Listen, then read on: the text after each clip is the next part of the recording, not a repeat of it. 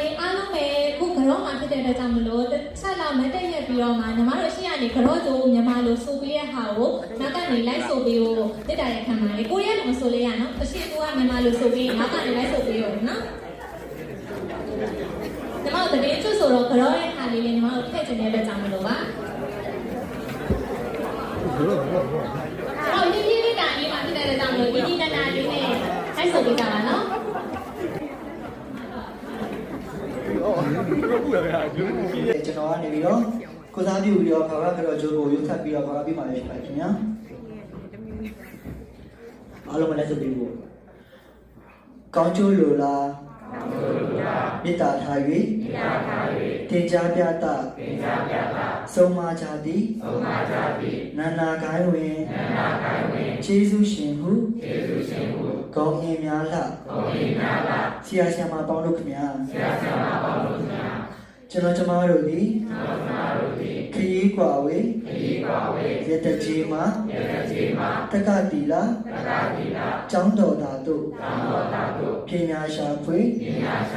ရောက်ရှိလာကဆရာသခင်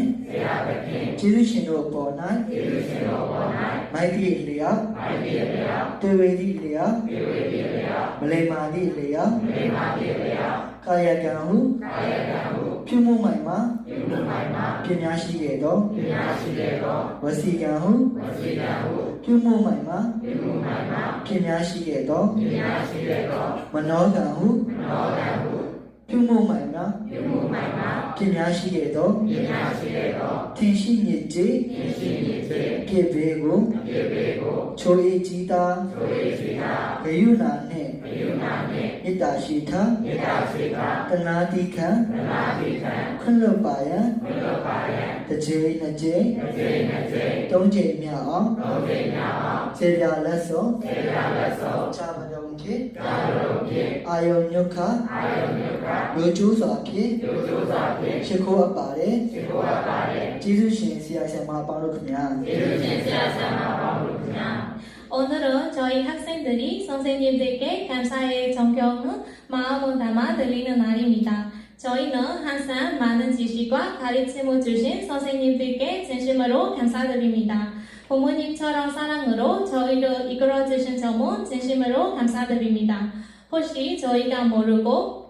잘못한 일이나 말이나 행동으로 인해 선생님들께 신뢰가 되었던 일이 있었다면 부디 너그럽게 이해해 주시고 용서해 주시기 바랍니다. 오늘은 저희가 진심을 담아 선생님들께 감사의 인사를 올리고자